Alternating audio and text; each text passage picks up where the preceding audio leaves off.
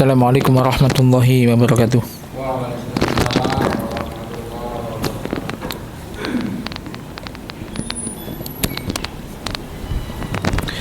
Alhamdulillahi hamdan katsiran tayyiban mubarakan fi kama yuhibbu rabbuna wa yarda. Asyhadu an la ilaha illallah wa la syarika lah wa asyhadu anna Muhammadan abduhu wa rasuluh sallallahu alaihi wa ala alihi washabbihi ajmain, amma ba'd. Alhamdulillah, jemaah sekalian yang dimani Allah Subhanahu wa taala, kita menjadikan bersyukur kehadirat Allah Subhanahu wa taala. Dengan rahmat dan nikmat dari Allah taala kita bisa melanjutkan pembahasan kita, masih baca kitab Riyadhus Shalihin dan masih di dalam babu al-mujahadah.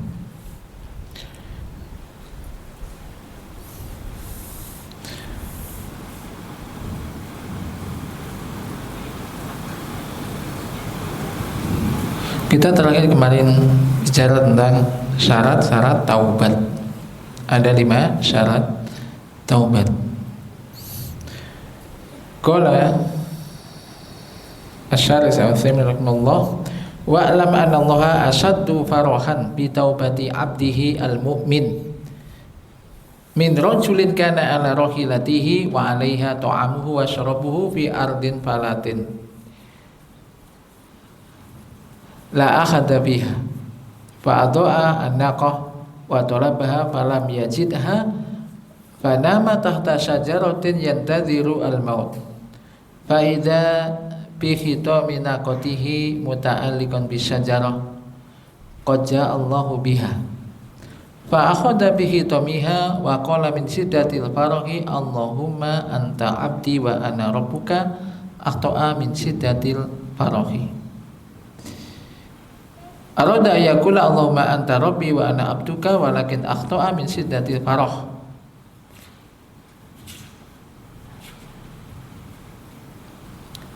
Ketahuilah bahwasanya Allah Subhanahu wa taala sangat bergembira, atau lebih bergembira dengan taubat hambanya yang beriman daripada gembiranya seorang lelaki yang di atas binatang kendaraannya itu ada makanan dan minumannya, berada di padang Sahara, padang pasir, tidak ada seorang pun di sana. Lalu unta itu kemudian hilang. Dia telah mencarinya ke sana kemari namun tidak mendapatkannya di padang pasir. Kemudian perjalanan makan dan minumannya ada di binatang itu hilang, telah kemana? Dicari kemana-mana nggak tahu.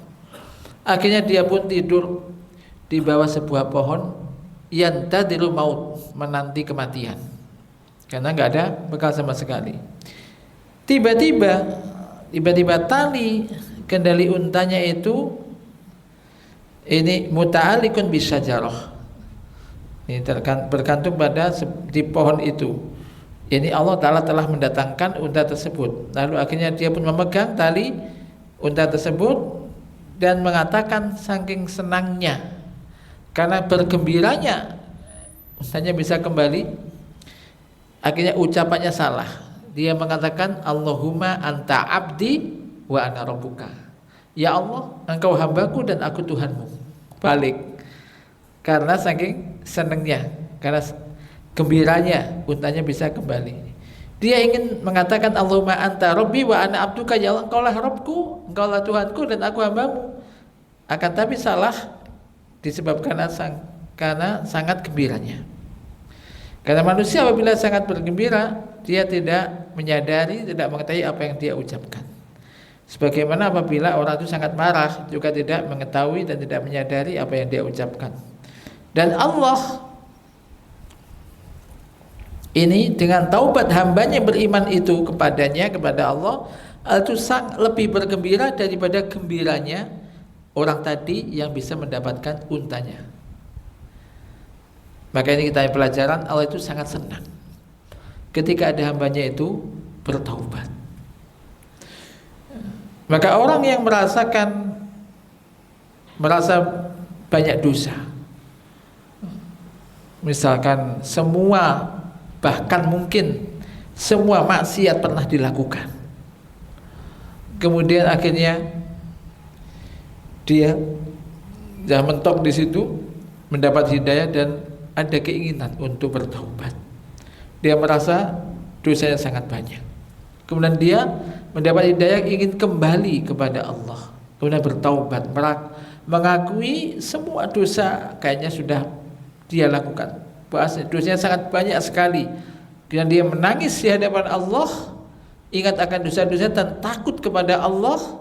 Takut nanti kalau mati bagaimana, menghadap Allah bagaimana. Kemudian dia bertaubat kepada Allah dengan sungguh-sungguh, maka Allah sangat senang dengan taubatnya hamba tersebut.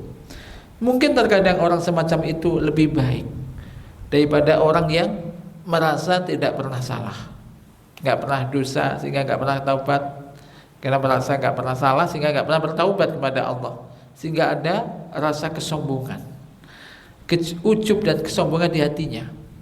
Maka orang pertama tentu lebih baik orang yang merasa banyak dosa, pernah melakukan ini dan itu, akhirnya kemudian bertaubat kepada Allah, menangis kepada Allah dan berbalik, yang dilakukan berbalik 180 derajat karena telah merasakan semua dosa telah dia lakukan, dan dia ingin bertobat kepada Allah dan akhirnya bertobat kepada Allah. Allah sangat senang dengan taubatnya hamba tersebut kepada Allah Ta'ala daripada kegembiranya orang yang kehilangan binatang tunggangannya kemudian bisa kembali lagi. Nas'allaha ayyatuba alaina, kita memohon pada Allah Ta'ala semoga Allah berkenan menerima taubat kita, dan Anda sekalian wa yarzuqana al-inabah ilaihi, dan memberikan rezeki keinginan untuk bisa kembali kepada Allah Subhanahu wa Ta'ala. Dan kemarin telah kita sebutkan 5 syarat, dan jangan menunda-nunda taubat. Jangan merasa masih muda, semuanya dilakukan dululah, nanti kalau udah tua bertaubat. Ini juga salah. Iya, kalau umurnya nanti masih sampai tua, kalau belum sampai tua sudah dipanggil oleh Allah, apa jadinya? Maka ketika manusia terperosok di dalam perbuatan dosa dan kesalahan, segera kembali bertaubat kepada Allah. Nabi kita SAW bersabda, wa'ad bi sayyi'atal hasanata tamhuha, ikutilah perbuatan jelekmu dengan perbuatan yang baik. Ketika engkau terperosok dan perbuatan salah dan dosa, segera ikuti dengan perbuatan yang baik, dengan bertaubat kepada Allah, menyesali dosa-dosanya, dan kemudian banyak melakukan amal-amal kebaikan sejauh kemampuannya. Misalkan dulu nggak pernah sholat sama sekali, nggak pernah puasa, nggak pernah sholat, kemudian ada keinginan, ada rasa takut kepada Allah dan ingin kembali kepada Allah, ingin mulai sholat, mulai puasa, misalkan sebisanya, sambil terus belajar, bertanya kepada orang-orang yang memahami masalah agamanya, minta bimbingan, dan juga senantiasa berdoa kepada Allah, maka tentu ini sangat baik sekali.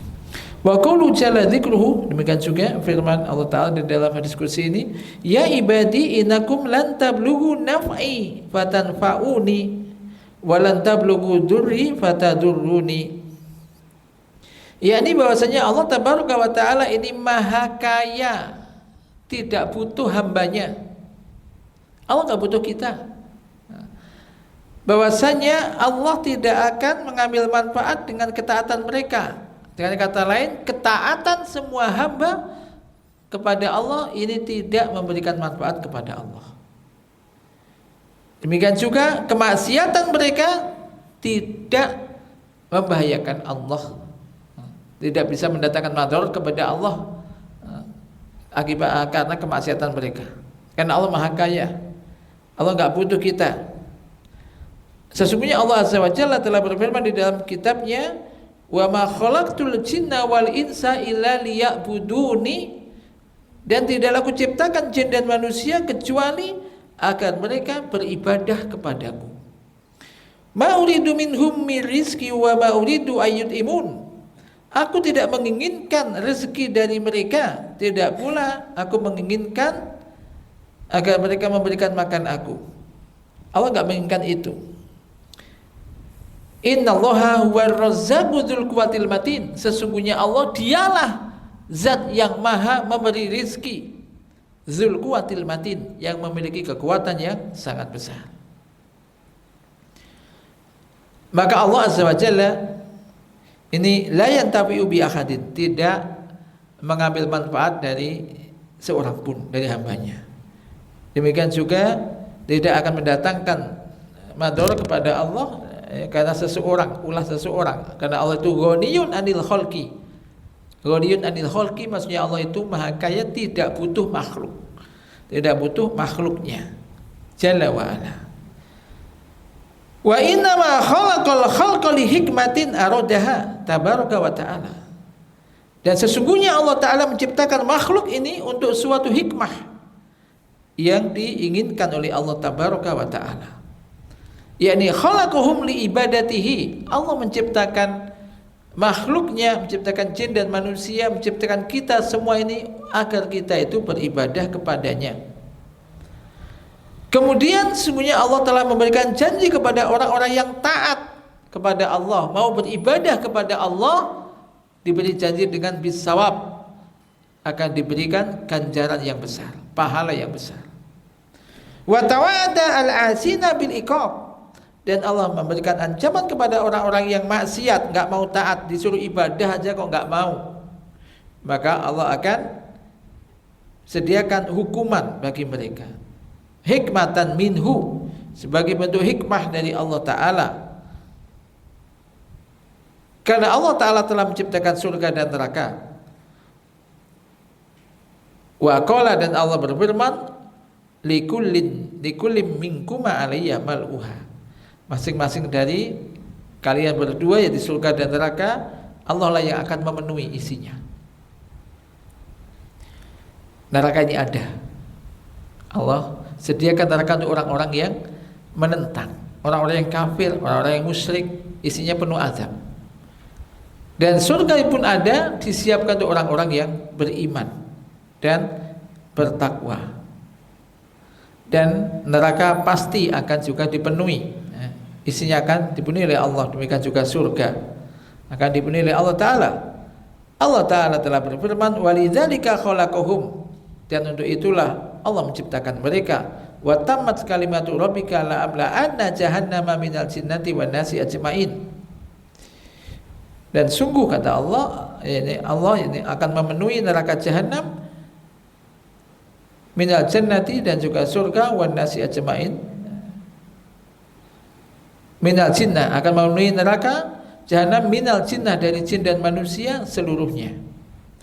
Jadi Allah Ta'ala ini tidak mengambil manfaat dari ketaatan orang-orang yang taat, dan tidak akan mendapatkan madharat dari maksiat orang-orang ahli maksiat atau melakukan maksiat. Jadi jangan merasa Anda itu dibutuhkan oleh Allah.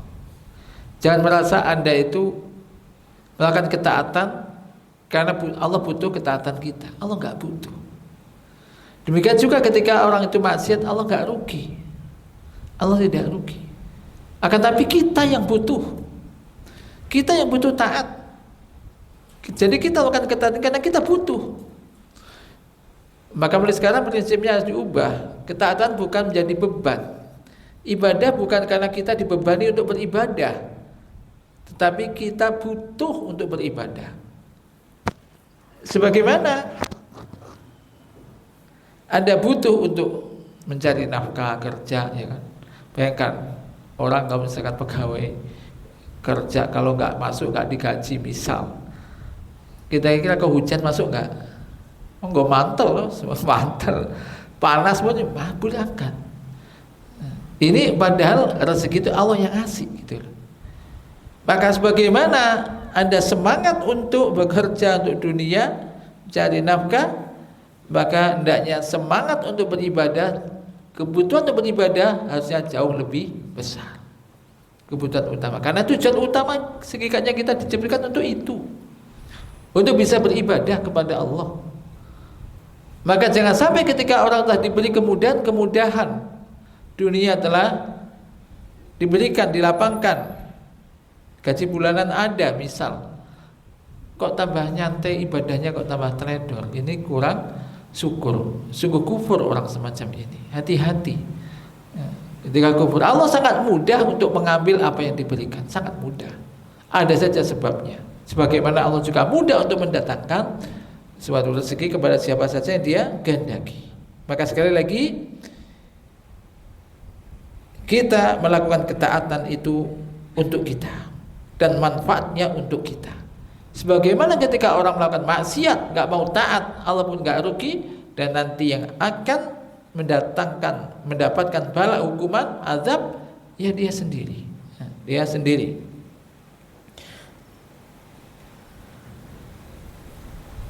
Oleh karena itu, setelah kalimat tersebut Allah Ta'ala mengatakan, "Lau anna awalakum wa akhirakum wa insakum wa jinnakum kanu ala atqa qalbi rajulin wahidin minkum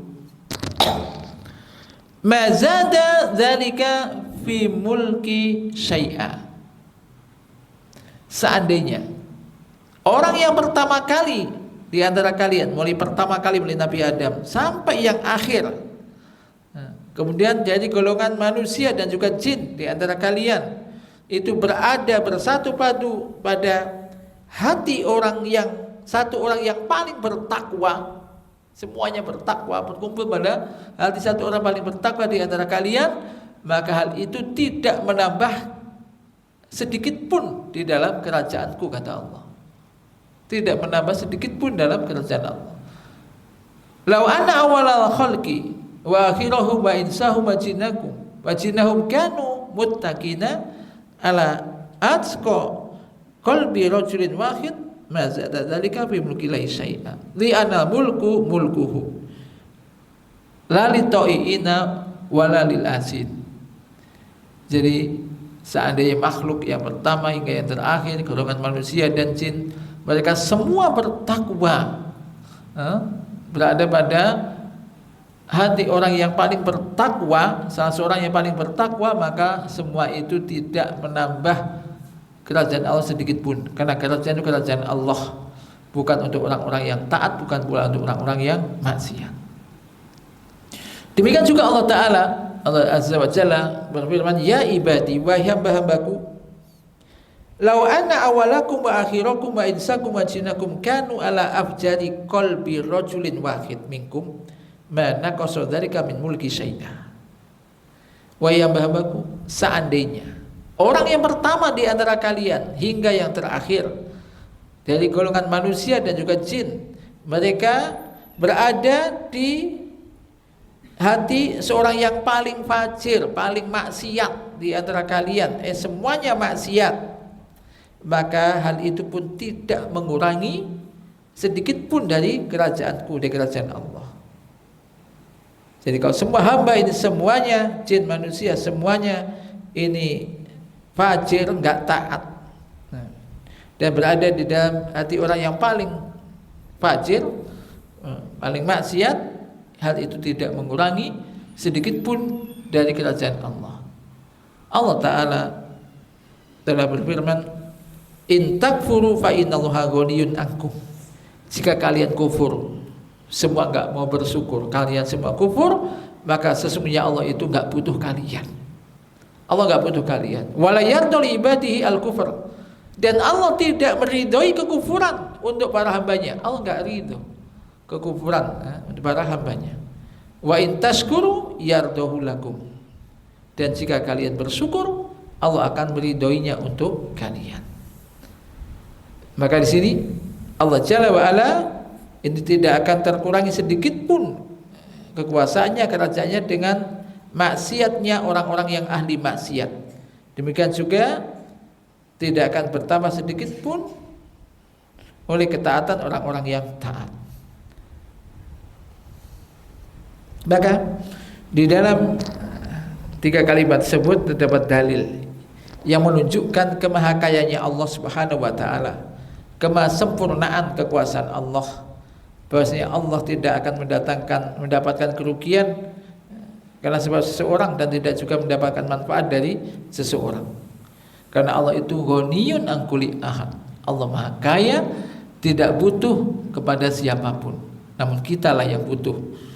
Akhirnya ketika kita merasa kita yang butuh, kita akan banyak ibadah, banyak istighfar, banyak baca tasbih, tahmid dan yang lainnya, karena kita yang butuh kepada Allah Subhanahu wa taala. Suma qala ta'ala ya ibadi inna law anna awalakum wa akhirakum wa insakum wa jinnakum qamu fi sa'idin wahid fasa'aluni fa'ataitu kulla insanin mas'alatahu ma naqasa dzalika mimma indi illa kama yankusu al-mihyatu idza udkhila al-bahr.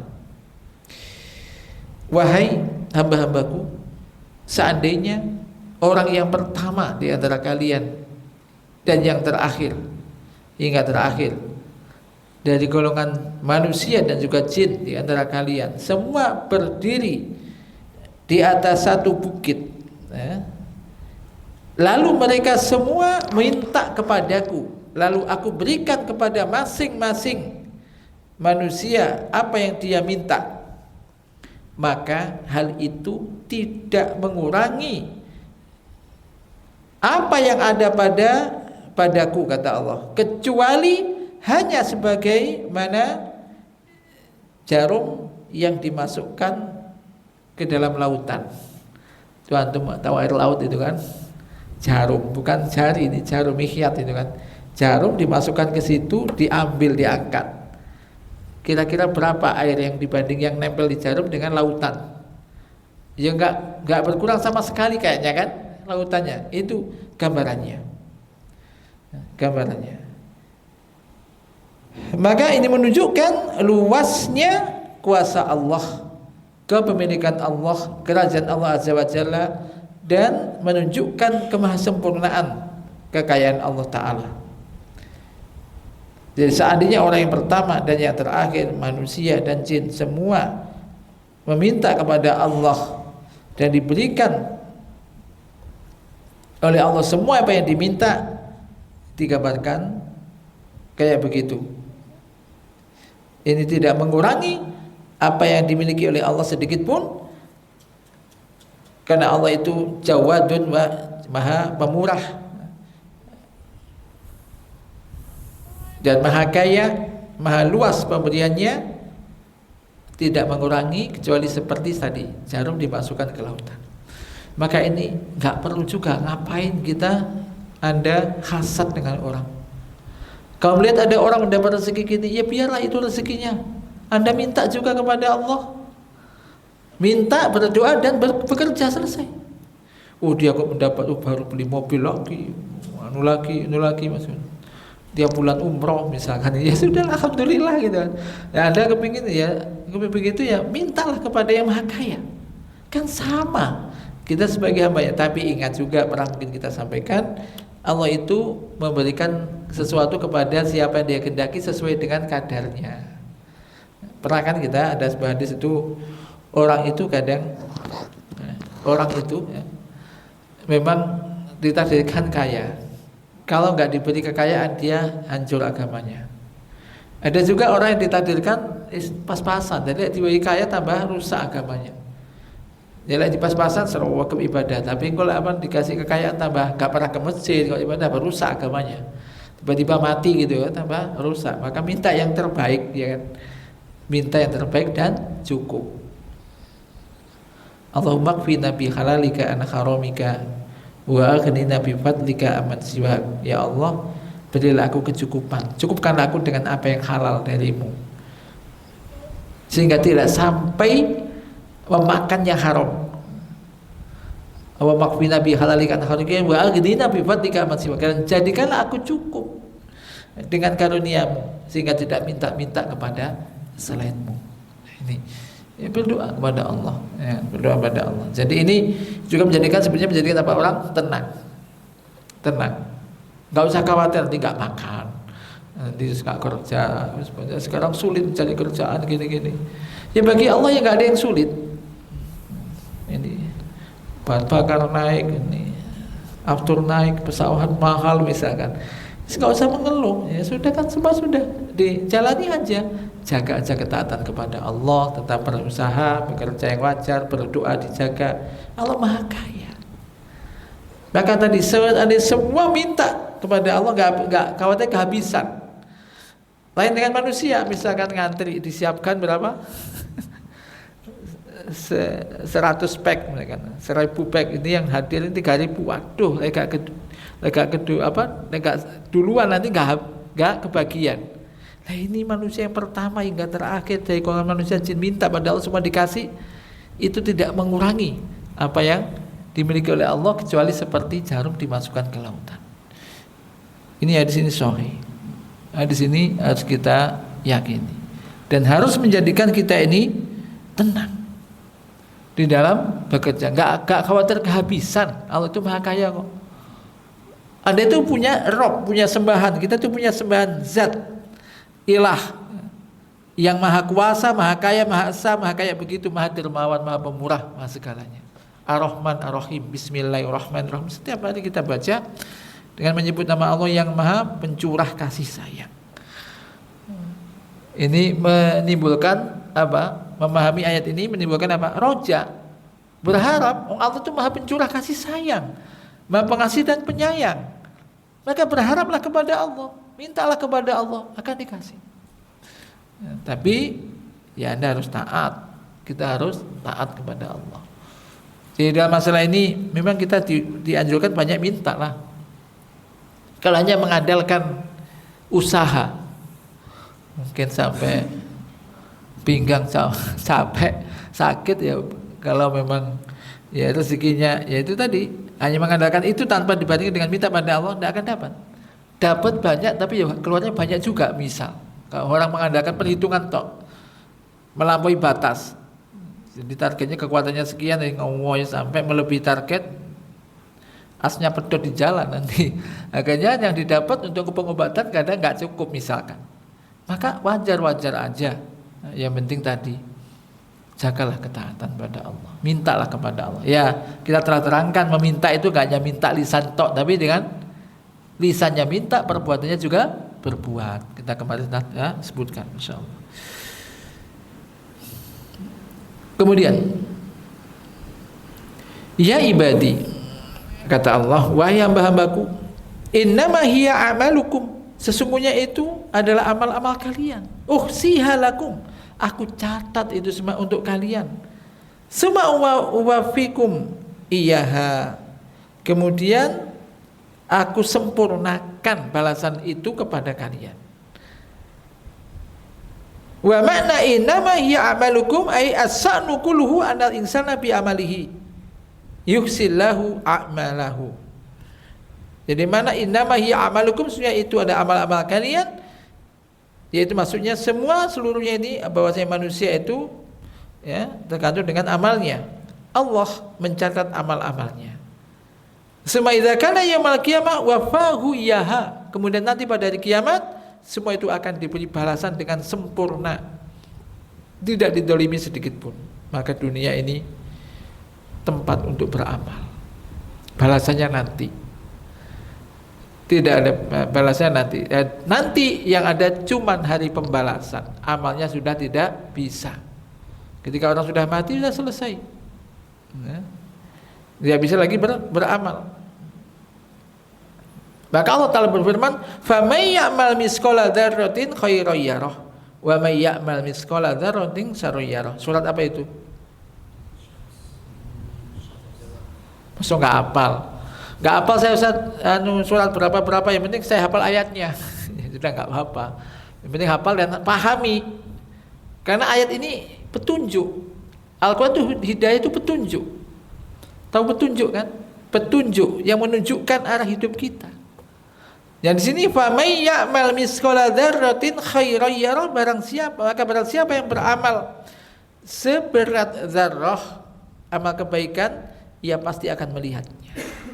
Dan barang siapa yang melakukan amal kejelekan walaupun seberat zarrah, sekecil apapun, ia akan melihat balasannya, tidak akan terzalimi. Maka di sini ada motivasi untuk beramal baik. Gak usah melihat orang itu melakukan apa enggak peduli. Orang mau ikut ngaji apa enggak peduli. Aku ingin ngaji dapat pahala supaya mudah jalanku menuju surga. Aku melakukan amalan ini karena ingin mendapatkan pahala. Nanti kau mati sendiri-sendiri deh. Enggak ada mati bersama-sama. Mati sendiri-sendiri, nanti urusannya sendiri-sendiri. Kau ingat itu, semangat. Ya, kata suami, istri, orang tua, anak. Nah, ini kan masing-masing ngurusin sendiri. Sekarang ya bersama-sama, kalau bisa masuk surga bersama-sama dengan keluarga, dengan kerabatnya, semacam itu. Tapi urusan beramal, kita harus yakin amal apapun yang Anda lakukan tidak sia-sia. Walaupun nggak ada yang melihat, Allah melihat. Pasti Dia akan melihatnya nih. Ini ayat ini sering, surat Zalzalah ayat 7 hingga 8. Sering dibaca, sering kita baca dalam sholat. Maka ini pengingat kita. Yakini itu. Jadi hari-hari dibaca, masa nyantai-nyantai juga, masih malas-malas juga beramal baik. Entah baca Quran, entah berzikir, banyak kan amal-amal. Entah menolong orang, banyak. Baik lisan dan ucapan, banyak sekali. Bagaimana jemaah hadis disebutkan, al khairu katsirun wa qalilun fa'iluhu. Jadi kebaikan ya banyak. Kebaikan itu banyak, tapi sedikit pelakunya. Banyak macam-macam. Anda kita nggak punya apa-apa, tapi punya bisa ngomong, bisa menjadi amal kebaikan. Membantu orang bisa amal kebaikan. Nggak punya uang bisa membantu orang, mengangkatkan barang, menunjukkan barangnya orang. Ya ini juga amal-amal kebaikan. Semua itu menjadi amal-amal kebaikan. Sebagaimana amal kejelekan juga banyak. Tapi kalau ingat, iya nanti kan akan ada balasan, takut hukuman. Maka ini ketakwaan. Maka di antara definisi ketakwaan adalah engkau melakukan perintah-perintah Allah ala nurin minallah, berdasarkan nur cahaya ilmu dari Allah. Engkau tahu itu ada amal yang diperintahkan, engkau lakukan itu, engkau mengharapkan pahala dari Allah, dan engkau tinggalkan maksiat kepada Allah. Kalau Anda tahu itu maksiat, larangan Allah, Anda tinggalkan itu karena takut azab Allah. Ini ketakwaan. Maka ini ketakwaan. Maka ini di sini juga nikmatnya ilmu. Anda belajar mengaji, alhamdulillah. Ngaji tajwid, ngaji apa ini, alhamdulillah. Tapi jangan berhenti di situ. Ya berdoa, ya Allah, jadikanlah aku termasuk orang-orang yang bisa menegakkan hukum-hukumnya sebagaimana bisa menegakkan huruf-hurufnya. Jangan hanya bisa menegakkan huruf-hurufnya, tajwidnya bagus sekali, tapi nggak bisa menegakkan hukum-hukumnya, isinya. Sebab kalau demikian nanti Al-Quran khawatir menjadi wabalan alaih, menjadi kebinasaan baginya. Kayak ini ya digabungkan semuanya. Bisa baca dengan benar, memahami isinya, kemudian diamalkan, dipraktekkan kehidupannya. Qala faman wajada khairan falyahmadillah wa man wajada ghaira dzalik fala yalumanna illa nafsah li'annahu huwa alladhi akhta'a wa huwa alladhi mana'a nafsahu al khaira. Amma idza wajada khairan falyahmadillah li'anna Allah ta'ala huwa alladhi manna alaihi awalan wa akhiran. Mana alaihi awalan bil amal, summa mana alaihi saniyan bil jazai al wafir. Maka barang siapa yang mendapati kebaikan, ia mendapati kebaikan di catatan amalnya, maka hendaklah dia memuji Allah, bersyukur kepada Allah. Dan barang siapa yang mendapati selain itu, maka jangan sekali-kali dia menyalahkan atau mencela kecuali dirinya sendiri. Salahkan dirimu sendiri. Jangan menyalahkan orang lain, karena dialah yang berlaku salah. Sudah tahu jalannya ke sana itu menuju surga, kok kamu melakukan yang ke sana. Nah, di dunia kan sudah tahu, makanya pentingnya ngaji juga. Oh ini jalan yang baik, ini jalan yang tidak baik. Ini. Maka jangan nyalah, sudah tahu salah kok dikerjakan. Wa huwa alladzi ma'a nafsihi al-khair, dialah yang menghalangi dirinya untuk melakukan kebaikan. Sudah tahu kebaikan enggak dikerjakan, tahu kesalahan kok lambat dilakukan. Adapun apabila dia mendapati kebaikan, maka dia memuji Allah. Kenapa? Karena dialah Allah yang memberikan karunia kepadanya. Yang pertama dan yang terakhir. Yang pertama diberikan karunia kepadanya berupa apa? Bisa beramal. Anda mau duduk sejenak ngaji, mendengarkan pengajian, di situ ada majelis ilmu dan malaikat-malaikat yang mengiringinya, ini ditolong oleh Allah. Anda bisa sholat berjamaah. Oh, ketika mendengar adzan segera datang sholat ke masjid, kemudian ingin sholat berjamaah di situ, ditolong oleh Allah. Maka ini bersyukurlah. Anda bisa melakukan amal kebaikan. Ini karunia dari Allah. Kemudian yang kedua, Allah berikan karunia berupa balasan yang melimpah, ganjaran yang melimpah. Man ja'a bil hasanati falahu asyru amsalihha. Barang siapa yang melakukan amal kebaikan, datang dengan membawa amal kebaikan, maka baginya 10 kali lipat. Seorang muslim melakukan amal ketaatan 1 diberi balasan 10 kali lipat. Wa man ja'a bis sayyi'ah fala yujza illa mislaha. Barang siapa melakukan amal kejelekan, tidaklah diberi balasan kecuali seperti kejelekan yang dia lakukan. Satu kejelekan ya satu balasannya. Tapi kalau kebaikan, satu kebaikan diberi balasan 10 kali lipat. Sungguh Allah Maha pencurah kasih sayang, Maha terpuji. Segala puji hanya milik Allah. Maka ini sangat pemurah Allah itu, ya kan? Ini, maka jangan sampai sudah Allah memberikan kemurahan-kemurahan semacam ini kok masih juga teledor, masih juga menuruti hawa nafsunya, maka jangan sampai. Maka banyak berdoa, Allahumma a'inni ala dzikrika wa syukrika wa husni ibadatika. Baca itu setiap sholat, setiap habis sholat baca, ya Allah, Allahumma a'inni. Kalau baca ya artinya mikir juga, artinya apa? Apa sih artinya? Allahumma a'inni ala dzikrika wa syukrika wa husni ibadatika. Apa artinya? Ya Allah, tolonglah aku untuk bisa mengingat Engkau. Kemudian wa syukrika, dan untuk bisa bersyukur kepadamu. Tolong ya Allah, aku supaya bisa bersyukur pada Engkau. Kita itu kadang-kadang kurang bersyukur, kurang berterima kasih. Allah telah melimpahkan semuanya. Orang yang telah banyak berbuat pada kita, kita pura-pura lupa aja. Seakan-akan kita yang kuasa untuk memang itu jerih payah kita. Tidak, itu semua dari Allah. Yang ketiga, wa husni ibadatika. Tolonglah ya Allah agar aku bisa beribadah kepadamu dengan sebaik-baiknya ya Allah. Tolong. Yaitu dengan ikhlas sesuai dengan sunnah. Minta tolong kepada Allah.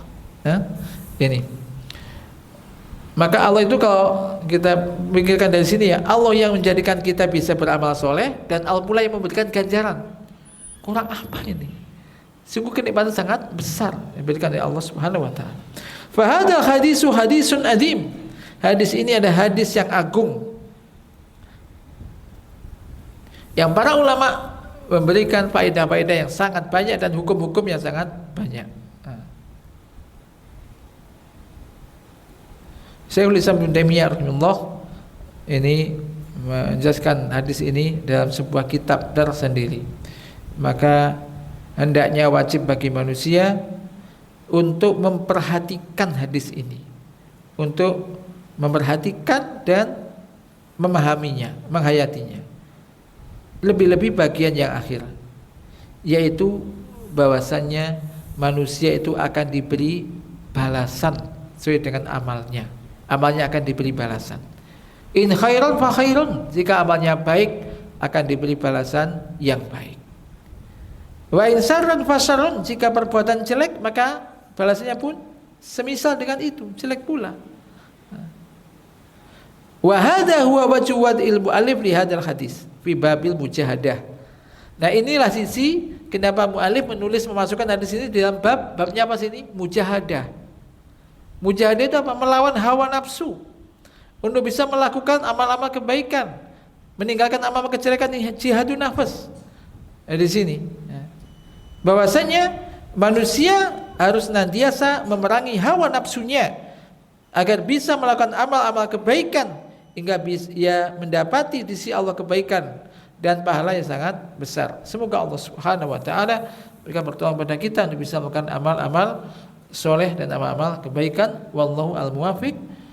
Naktabi bihada. Subhanakallahumma wa bihamdika asyhadu an la ilaha illa anta astaghfiruka wa atubu ilaik. Assalamualaikum warahmatullahi wabarakatuh.